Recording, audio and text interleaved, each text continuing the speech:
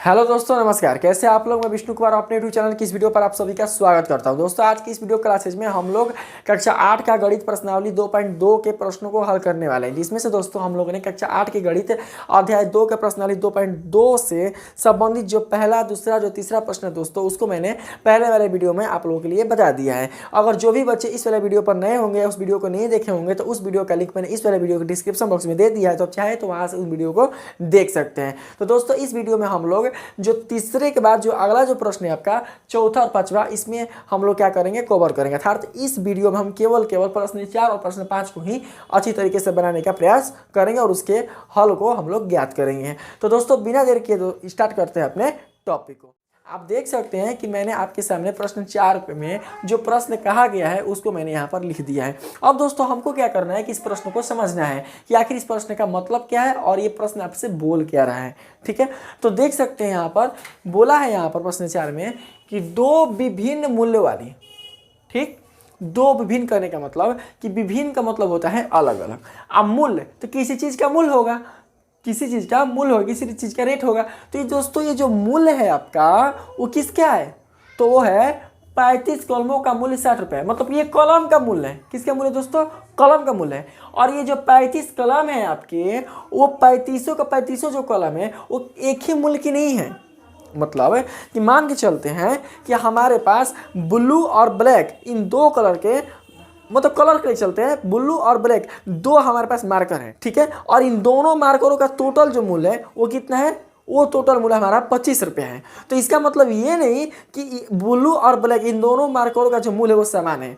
हो सकता है दोस्तों कि ये वाला जो मार्कर है मैंने उसको 15 रुपये में खरीदा होगा और ये वाला जो मार्कर है उसको मैंने 10 रुपये में खरीदा होगा, लेकिन इन दोनों का जो मूल्य है वो कितना है? वो आपका 25 रुपये है। ठीक उसी प्रकार से दोस्तों, आपके टोटल जो कलम है वो है 35 गो, ठीक है। और ये 35 गो जो कलम है आपके, ये सब एक ही मूल्य की नहीं है बल्कि विभिन्न मूल्यों वाली हैं, अलग अलग मूल्यों की हैं। और इन 35 कलमों का जो टोटल मूल्य आ रहा है वो कितना आ रहा है दोस्तों? वो आ रहा है आपका 60 रुपये। इस चीज़ को आप लोगों ने क्या कर लिया? बिल्कुल अच्छी तरीके से समझ लिया कि हमारे पास टोटल कलम 35 गो है। 35 कलम एक ही मूल्य की नहीं है, वो अलग अलग मूल्य की है, लेकिन इन 35 कलम का टोटल मूल्य 60 रुपया आता है। अब हमको ये देखना है कि जो अलग अलग मूल्य वाली जो कलम है वो कैसी है, ठीक है। तो बोला है यहाँ पर दोस्तों कि यदि एक सस्ती कलम, अब ल आ गई सस्ता महंगा, मतलब जो 35 को कलम है ना आपका, सस्ती का मतलब क्या हुआ? सस्ती का मतलब हुआ कि जिस कलम को आपने ज़्यादा मूल्य पर खरीदा वो हो गया महंगा, और जिस कलम को आपने उस कलम की अपेक्षा कम मूल्य में खरीदा वो हो गया सस्ता। तो मूल्य तो भाई भिन्न होगा ना, या तो मूल्य आपका ज़्यादा होगा या तो कम होगा, और ज़्यादा कम होने की तुलना में ही वो अपने महंगा और सस्ता रूप पकड़ लेगा। तो यहाँ पर क्या बोला है कि यदि एक सस्ती कलम का मूल्य 1.5 रुपया एवं एक महंगी कलम का मूल्य 2 रुपया है, दो मूल्य है दोस्तों। एक सस्ती कलम का जो मूल्य है वो कितना है? 1.5 रुपया है। और एक महंगा कलम का जो मूल्य है वो कितना है? 2 रुपया है।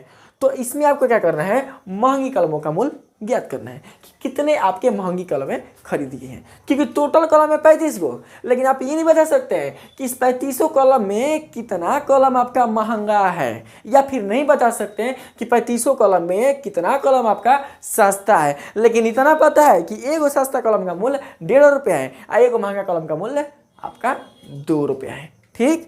तो दोस्तों, इसे बनाने से पहले सबसे पहले हम लोग क्या करते हैं, हम लोग ये मान लेते हैं कि आपके सस्ती कलमों का जो संख्या है वो कितना है? 1 से। मतलब कि दोस्तों, हमें ये पता है कि एक सस्ती कलम का मूल्य कितना है? 1.5 रुपया, और एक महंगा कलम का जो मूल्य है वो कितना है? 2 रुपये है। लेकिन हमको ये पता नहीं है ना कि 35 गो कलमवा में को गो सस्ता कलम है, आई 35 गो कलमवा में को गो महंगा कलम है, ये हमको बिल्कुल पता नहीं है। तो दोस्तों, हमको इसी चीज़ को ढूंढना होगा कि हमको इसमें ढूंढना होगा कि हमको क्या ज्ञात करना है, मतलब क्या इसमें अज्ञात है। तो अज्ञात है आपका कलमों की संख्या, तो किसकी? सस्ता और महंगा, ठीक। तो दोस्तों, इसी चीज़ को हम लोग क्या करते हैं? मान लेते हैं। तो यहाँ पर हम लोग लिख लेते हैं हल में मान लिया कि सस्ती कलमों की संख्या, ठीक है, सस्ती है। मान लिया कि सस्ती तथा महंगी कलमों की कुल संख्या कितना है? क्रमशः x तथा y है। अर्थात में आप ऐसे लिख सकते हैं, सस्ती कलमों की कुल संख्या, कलमों की कुल संख्या बराबर कितना हो जाएगा x, तथा महंगी कलमों की कुल संख्या बराबर कितना हो जाएगा आपका y। तो यहां पर लिख लेंगे महंगी कलम कितना हो जाएगा y। ठीक है, अब हम चलते हैं प्रश्नानुसार, यानी प्रश्न चलते हैं। लिखेंगे दोस्तों प्रश्न से कुल कलम को है 35 को ना, तो लिखेंगे कुल कलमों की संख्या। चूंकि कुल कलमों की संख्या 35 है, इसलिए कुल कलमों की संख्या कितना है 35 है, इसलिए कुल कलमों की संख्या कुल कलमों की संख्या बराबर सस्ती कलमों की संख्या प्लस महंगी कलमों की संख्या। तो लिख सकते हैं यहां पर हम लोग सस्ती कलमों की संख्या प्लस महंगी कलमों की संख्या।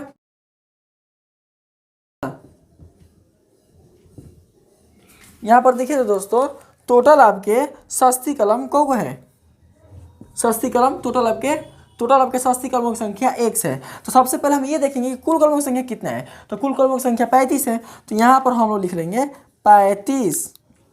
सस्ती कलमों की संख्या x है, तो लिख लेंगे x। अब माइनस हो जाएगा कि प्लस होगा, प्लस होगा ना। महंगी कलमों की संख्या कितना है, तो हो जाएगा आपका y। इसलिए y बराबर 35 माइनस x। इसको आप लोग इक्वेशन कितना मान लीजिए, फर्स्ट मान लीजिए। ठीक है दोस्तों, हमने कुल कलमों की संख्या को सस्ती कलमों की संख्या प्लस महंगी कलमों की संख्या से जोड़ दिया और इस प्रकार से हमारा इक्वेशन क्या हुआ, फर्स्ट निकला। अब देखिए यहाँ पर क्या बोला है कि अगर सस्ती कलमों की कुल संख्या कितना है x है और महंगी कलमों की कुल संख्या कितना है y है, और जिसमें से दोस्तों आपका ये प्रश्न बोल रहा है कि एक सस्ती कलम का मूल्य 1.5 रुपया है और एक महंगी कलम का मूल्य 2 रुपया है। समझिए ध्यान से, आपके पास सस्ता कलम मान के चलते हैं 5 गो है, अब महंगा कलम मान के चलते हैं 7 गो है। हम आपसे बोले बाबू कि एक सस्ता कलम का मूल्य 2 रुपया है, तो आपके पास टोटल जो सस्ता कलमों की जो मूल्य होगी वो कितनी होगी, तब क्या बताइएगा। 2 रुपया को 5 से गुणा कीजिएगा, अरे एक कलम का मूल्य 2 रुपया है, 5 को सस्ता कलम है आपके पास, तो 2 को 5 से गुणा नहीं कीजिएगा तो कितना आएगा, 5 दूनी के 10, यानी सस्ता कलम का टोटल मूल्य निकल जाएगा 10 रुपया। अब फिर अगर हम बोले कि सस्ता जो महंगा जो कलम है आपका वो 7 को है, ठीक है, और इसका मूल्य जो 3 रुपया है, तब कैसे निकलिएगा। तो अगर आपसे पूछें कि टोटल महंगा कलम का मूल्य कितना होगा, तो आप एक कलम का जो मूल्य आपका दिया गया है महंगा कलम का 3 रुपया, उस 3 रुपये को 7 से गुणा कर दीजिएगा, तो मान कितना निकल जाएगा 21 रुपया। समझ रहे बात को ना। ठीक दोस्तों, उसी प्रकार से इसी चीज को हम लोग यहाँ अप्लाई करेंगे।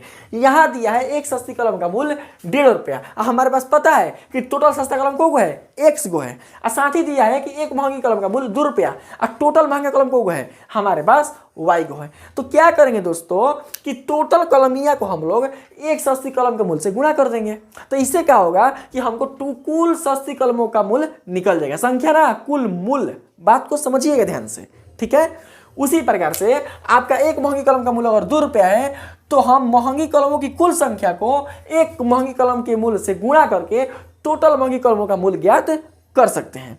तो दोस्तों उसको हम लोग क्या करेंगे, इस प्रकार से लिखेंगे। यहां पर चूंकि एक सस्ती कलम का मूल्य कितना है, 1.5 रुपया है ना, 1.5 रुपया है, ठीक है दोस्तों। इसलिए को है x है ना, एक से सस्ती कलमों का कुल मूल्य बराबर कितना होगा दोस्तों, x को हम लोग 1.5 से गुणा कर देंगे, तो मान हमारा निकल जाएगा, x को 1.5 से गुणा कीजिएगा तो कितना मिलेगा, 1.50x रुपया। ठीक है, बात को समझ रहे हैं ना आप लोग। फिर उसी प्रकार से नीचे अगर हम करते हैं तो आप लोग को दिखेगा नहीं, तथा एक महंगी कलम ऐसे घेर देते हैं, ऊपर है, ठीक है, का मूल्य बराबर कितना है, 2 रुपया है। तो यहां पर हम लिखेंगे 2 रुपया है। तो यहाँ पर क्या हो सकता है दोस्तों, लिख सकते हैं इसे, इसलिए y महंगी कलमों का कुल मूल्य बराबर कितना हो जाएगा, कुल मूल्य बराबर कितना हो जाएगा, देखिए y, तो y को क्या करेंगे हम लोग 2 रुपया से गुणा कर देंगे, तो मान मिल जाएगा 2y रुपया। ठीक, अब निकल चुका कि टोटल y महंगी कलमों का मूल्य कितना है 2y रुपया, और टोटल x सस्ती कलमों का मूल्य कितना है 1.5 रुपया। अब फिर दोस्तों क्या कहा है कि 35 कलमों का मूल्य कितना है 60 रुपया है, 35 कलमों का मूल्य कितना है 60 रुपया है। तो सस्ती कलमों का कुल संख्या x है और महंगी कलमों की कुल संख्या y है, और टोटल कलम है आपका 35 को। अब बोला है कि आपके 35 कलम का जो मूल्य है वो कितना है 60 रुपया है। तो सबसे पहले हम लोग क्या करेंगे कि x वाले का कुल मूल्य और y वाले का कुल मूल्य, इन दोनों को जोड़ के 60 के बराबर कर देंगे, क्योंकि x है ना आपका सस्ता है और y है ना आपका महंगा है। तो यहाँ पर लिखेंगे पुनः प्रश्न अनुसार, प्रश्न अनुसार, तो लिख सकते हैं दोस्तों ऐसे, देखिए तो 1.5 रुपया। ठीक है, अब ज़्यादा हम मतलब ज़्यादा हिंदी नहीं लिखते हैं, आप लोग को थोड़ा सा बकवास लगने लगेगा, इसलिए हम यहाँ पर लिखते हैं 1.5 रुपया। तो 1.5 रुपये देख सकते हैं, 1.5 रुपया क्या है आपका, देख लीजिए, अपने पता चल जाएगा कि 1.5 रुपया क्या है।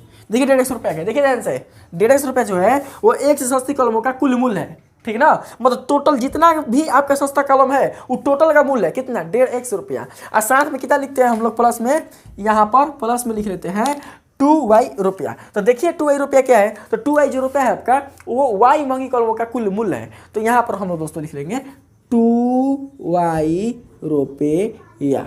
ठीक है, इन दोनों का जो योगफल है वो कितना रुपया है 60 रुपया है ना।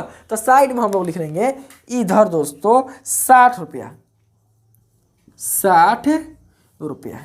ठीक, अब हम क्या करते हैं कि रुपया रुपया को कॉमन निकाल लेते हैं, इसको ऐसे रख लेते हैं 1.5x प्लस 2y, और रुपया को बाहर निकाल देंगे, इधर हो जाएगा 60 रुपया, और रुपया रुपया हम लोग कटा देंगे, ज़्यादा रुपया रुपया करना भी नहीं चाहिए। ठीक है, दिमाग खराब हो जाता है रुपया रुपया करने से।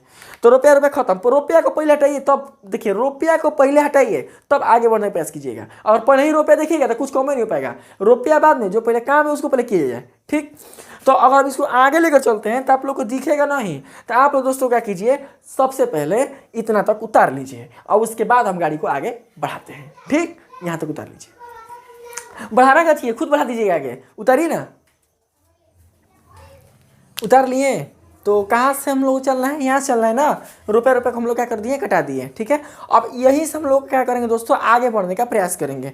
तो जब आपका रुपया रुपया दोनों कट गया तो हम क्या लिख सकते हैं आगे, देखिए हम लोग लिख सकते हैं 1.50x plus 2y equal to कितना हो सकता है 60 है ना।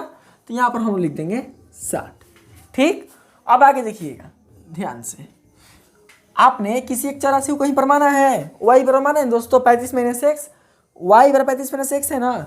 तो y के जगह यहाँ पर 35 माइनस x को प्रतिस्थापित करके उसको एक चर के रूप में हम लोग पहले क्या करते हैं, इसको करते हैं। तो लिख सकते हैं 1.50x प्लस 2 और y का मान दिया है 35 माइनस x इक्वल टू 60। लिख देंगे चूंकि समीकरण 1 से, यहाँ पर चूंकि समीकरण 1 से बता देंगे कहाँ से, तो समीकरण 1 से। आगे हम लोग कोष्टक से बाहर निकालने का प्रयास करेंगे। तो 1.50x प्लस 35 दूनी 70, अब प्लस माइनस 2 को 1 से गुणा करेंगे तो 2x बराबर 60। अब देखिए यहाँ पर दोस्तों, यहाँ पर 1.5x और यहाँ पर कितना है -2x, मतलब कि 2x में से हमको क्या करना है 1.5x को घटाना है। तो 2x में से जब हम लोग 1.5x को घटा देंगे तो हमारे पास नहीं मिल जाएगा दोस्तों 0.50x माइनस के साथ में, क्योंकि 2x क्या है बड़ा है ना। तो 2 को में से अगर 1.5 को घटा देंगे तो 50 पैसा ना बचेगा, तो 50 पैसा को 1.5 में जोड़ देंगे तो 2 आपका आ जाएगा। तो आपका मिल जाएगा मान -0.50x। अब यहाँ पर हम लोग क्या करते हैं कि 60 को यहीं पर छोड़ देते हैं, ये जो प्लस 70 देख रहे हैं ना आप, उसको इधर लेके जाएंगे तो हो जाएगा -70। ठीक है, अब यहाँ पर लिख सकते हैं हम लोग -0.50 x, 60 में से 70 जाएगा तो मान बचेगा -10। ठीक है, माइनस माइनस खत्म, तो x बराबर हो जाएगा दोस्तों कितना, ये गुणा है ना, इधर जाएगा तो भागा में, तो 10 बटा में कितना हो जाएगा 0.50। आई अगर इसको हम अगर आगे खींच दें तो वही मानवा कितना हो जाएगा, देखिए 10 गुणा 10 को अंक है, 2 है ना, 1 2 2 गो, तो ऊपर हम लिख देंगे 100। ऊपर कितना हो जाएगा दोस्तों 100, 10 अंक है तो ऊपर कितना हो जाएगा 100, और नीचे इसका हम पूर्णांक बनाते हैं तो ये कितना हो जाएगा आपका 50। बात को समझिएगा, ये नीचे हो जाएगा 50 और ऊपर हो जाएगा 100। अभी ना कि 5 कर दीजिएगा, ऐसा भूल के बिना, अगर 5 करना है, अगर आपको ये 5 करना है तो ये आप 10 लिखिए, ये 10 लिखिए, और यहाँ से पहले से अगर आपको 0 हटाना है तो यहाँ पर 10 लिखिए। अभी ना कि चढ़ाकी कर दिए 100 का और दिमाग लगा दिए किसका 5 का, तो चल जाएगा भीतर, ऐसा बिल्कुल नहीं करना है। यहाँ पर हम क्या करेंगे 50 लिखेंगे। अब कटा दीजिए, 5 0 0 खत्म हो गया, अब 10 को 5 से कटा देंगे तो 5 दूनी के 10, और 10 को 2 से गुणा कर देंगे, तो इसलिए आपके x का जो मान होगा वो कितना मिल जाएगा, इसलिए x बराबर 10 दूनी के 20, कितना मिल जाएगा 20। अब आप लोग यहाँ पर ये देखें तो जो x का मान हमने 20 लाया है वो x है क्या चीज, तो x जो है आपका उस सस्ती कलमों की कुल संख्या है, यानी टोटल जो सस्ता कलम है वो कौ गो है 20 गो है। तो यहाँ पर हम सबसे पहले इसको मिटा लेते हैं, ठीक है, और लिखेंगे अतः सस्ता से हमको मतलब नहीं है, पूछा क्या चाहिए, महंगा कलम पूछा है ना, सस्ता से हमको कोई मतलब नहीं है, हमको महंगा से मतलब है।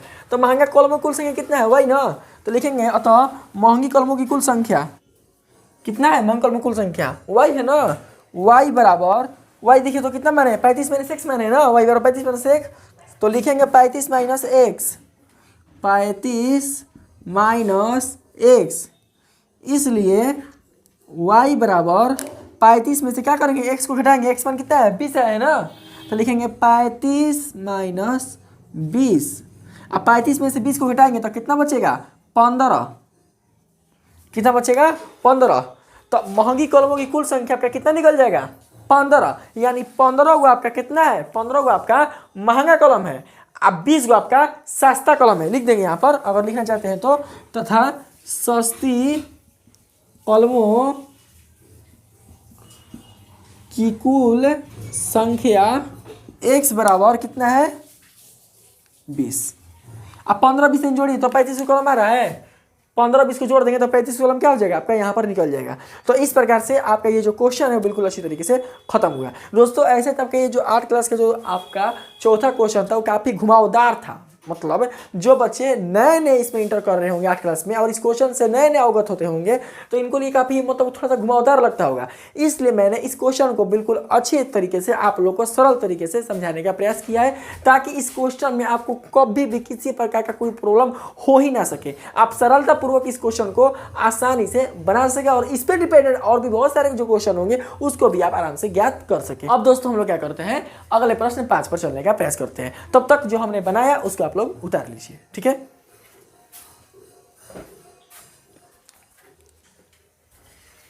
आइए दोस्तों अब हम लोग 5 प्रश्न को हल करने का प्रयास करते हैं, ठीक है। तो 4 तो हल हो चुका है और 5वां जो प्रश्न है उसको हम लोग समझते हैं। 5वां प्रश्न उतना कोई दोस्तों खास उतना भारी नहीं है, उतना हार्ड नहीं है, बस हम लोग क्या करना है कि त्रिभुज के तीनों कोण का मान ज्ञात करना है। तो सबसे पहले हम लोग त्रिभुज के तीनों कोण का मान ज्ञात करने से पहले ये समझते हैं कि ये क्वेश्चन आपसे कह क्या रहा है, ठीक।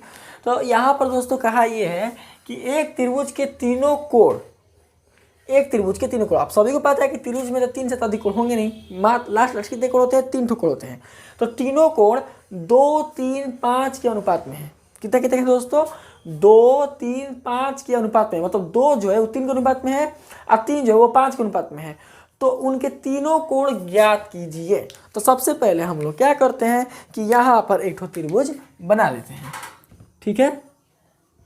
कोई भी एक त्रिभुज बना लेते हैं। अब इन कोण जरूरी नहीं है कि समबाहु होगा कि समद्विबाहु होगा कि समकोण होगा कि न्यून कोण होगा, कोई दिक्कत नहीं है, ठीक ना। हमको बस त्रिभुज से मतलब है। हमने यहाँ पर एक त्रिभुज बनाया और इसका हम लोग नामकरण कर देते हैं ए बी और सी से, ठीक है। तो आपके तीनों कोण कितने कितने अनुपात में है, 2 अनुपात 3 अनुपात और 5 के अनुपात में है। कहने का मतलब ये हुआ दोस्तों कि 2 अनुपात 3 कहने का मतलब कि 2/3, ठीक है।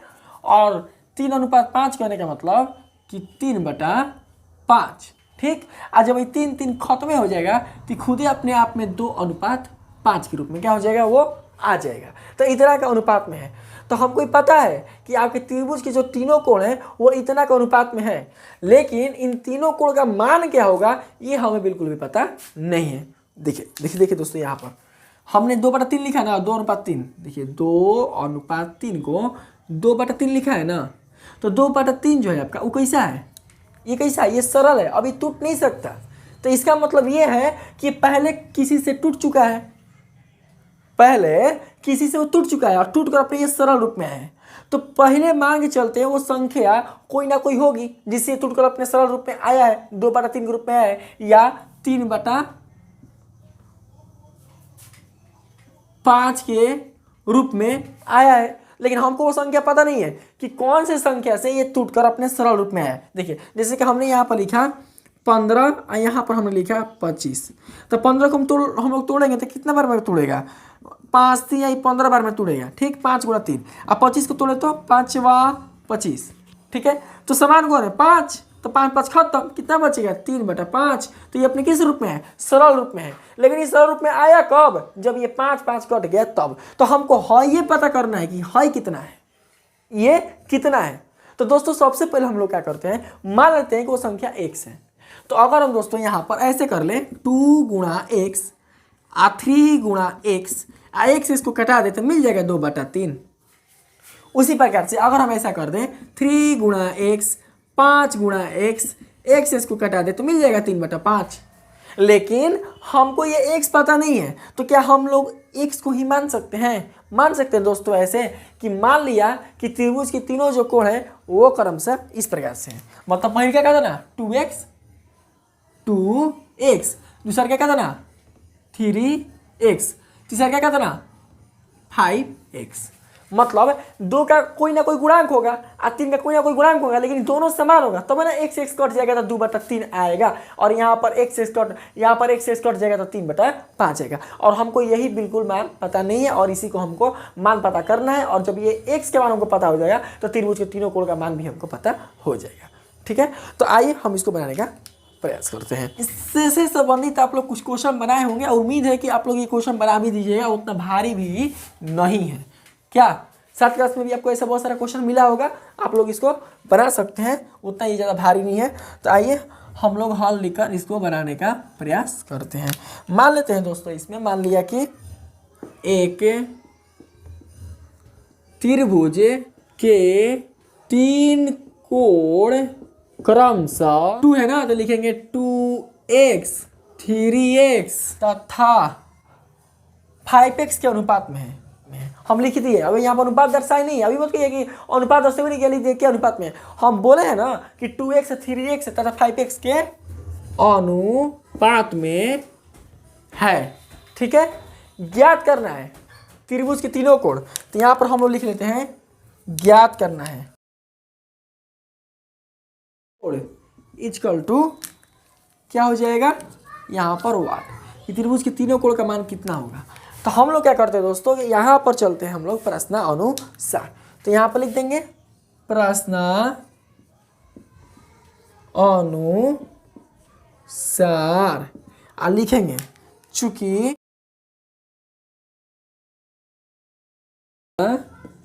है। ठीक, चूंकि हम जानते हैं कि किसी एक त्रिभुज के तीनों अंतःकोणों के मापों का योगफल कितना होता है, 180 डिग्री के बराबर प्राप्त होता है, या 180 डिग्री के बराबर होता है। ठीक है, तो यहाँ पर 3 कोण में से जो पहला कोण है आपका 2x है, दूसरा कोण जो आपका 3x है, और तीसरा जो कोण है आपका 5x है। तो यहाँ पर दोस्तों हम लिख सकते हैं, यहाँ पर त्रिभुज का पहला कोण यानी लिख सकते हैं पहला कोण प्लस दूसरा कोण, और यहाँ पर हो जाएगा तीसरा कोण। आप बराबर में हम लोग लिख लेंगे 180 डिग्री, आप प्लस प्लस लगा देंगे और साइड में लिख लेंगे त्रिभुज के गुण से। किससे? त्रिभुज के गुण से। तो दोस्तों यहाँ पर आप लोग पहला कोण क्या माने हैं, माने तो नहीं है, लेकिन यहाँ पर पहला कोण क्या हो सकता है, देखिए पहला कोण 2x है ना, तो हम लोग यहाँ पर लिखेंगे 2x। दूसरा कोण क्या है 3x है ना, तो यहाँ पर लिखेंगे 3x प्लस तीसरा कोण 5x, तो यहाँ पर 5x लिख लेंगे। और टोटल कितना बराबर है 180 डिग्री के ना, तो लिख लेंगे 180 डिग्री। सब अपने एक चर के फॉर्म में है तो जोड़ेंगे सबको। 3 2 5 5 कितना होता है 10x, तो 10x इक्वल टू हो जाएगा 180 डिग्री। अब देखिए यहाँ पर 0 0 खत्म हो जाएगा, तो इसलिए x का जो मान होगा वो निकल जाएगा यहाँ पर, इसलिए x बराबर हो जाएगा दोस्तों कितना आपका 18 डिग्री, क्योंकि यहाँ पर भी डिग्री है तो यहाँ पर कितना हो जाएगा x बराबर 18 डिग्री। तो हम लोग लिख सकते हैं अतः त्रिभुज का पहला कोण कितना है दोस्तों 2x है। 2x बराबर हम लोग लिख लेंगे यहाँ पर 2 गुणा x के मान कितना है 18 डिग्री, तो लिखेंगे 18 डिग्री। तो 18 दूनी कितना हो जाएगा 18 दूनी हो जाएगा आपका 36 डिग्री। फिर त्रिभुज का दूसरा कोण, तो त्रिभुज का दूसरा कोण तो ई हो जाएगा आपका 3x है तो लिखेंगे 3x इक्वल टू 3 गुणा 18। तो मान कितना मिलेगा 18 को अगर हम 3 से गुणा कर दे तो 18 यहाँ 54 डिग्री। तथा तीसरा कोण कितना मिल जाएगा, तो तीसरा कोण आपका हो जाएगा दोस्तों यहाँ पर 5x है, तो 5x बराबर 5 गुणा 18। तो 5 गुणा 18 को 5 से गुणा करेंगे तो मान हमारा मिल जाएगा 18 5 90 डिग्री। तो निचोड़िए तो तीनों का मान आपका 180 डिग्री आ रहा है।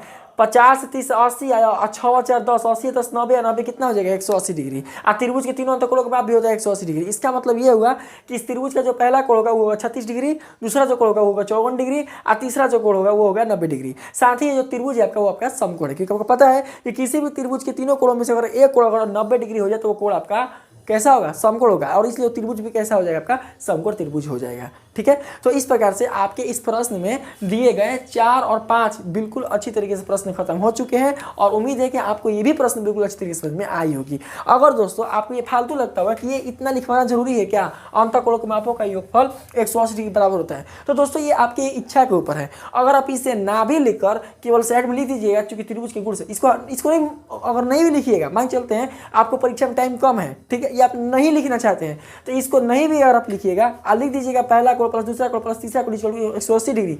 चूंकि त्रिभुज के गुण से फिर भी कोई काट नहीं सकता है, लेकिन मैं यहाँ पर इसको इतना सरल तरीके से इसलिए बता रहा हूँ ताकि अगर गरीब परिवार के कोई बच्चा हो, जो मंदबुद्धि जो बच्चा हो, जो आपके मैथ में काफ़ी उनको प्रॉब्लम होता हो, तो वो भी क्या कर सके, मैथ को बिल्कुल अच्छी तरीके से समझ सके और उसको मैथ में इंटरेस्ट हो सके। क्योंकि अगर उसको बच्चे को समझ में आएगा, उससे कुछ सीखेगा तभी उसमें इंटरेस्ट होगा, अन्यथा उसमें इंटरेस्ट नहीं होगा। इसलिए मैं इसको काफ़ी सरल तरीके से बताने का प्रयास कर रहा हूँ। आप चाहे तो दोस्तों इस क्वेश्चन को अपने आप से आप इसको शॉर्ट से भी बनाकर क्या कर सकते हैं, आंसर को ला सकते हैं, लेकिन मेरा काम था आप लोग को विस्तृत रूप से बताना, तो मैंने आप लोगों को बता दिया। तो अगर इस वीडियो से आपको कुछ सीख मिली होगी, आपको ये वीडियो अच्छा लगा होगा, मेरे प्रश्न का उत्तर बताने का अगर तरीका आप लोग को अच्छा लगा होगा, तो प्लीज़ दोस्तों इस वीडियो को लाइक कीजिएगा, सब्सक्राइब कीजिएगा और पसंद है तो अपने दोस्तों में शेयर कीजिएगा। आज के लिए दोस्तों इतना ही, धन्यवाद।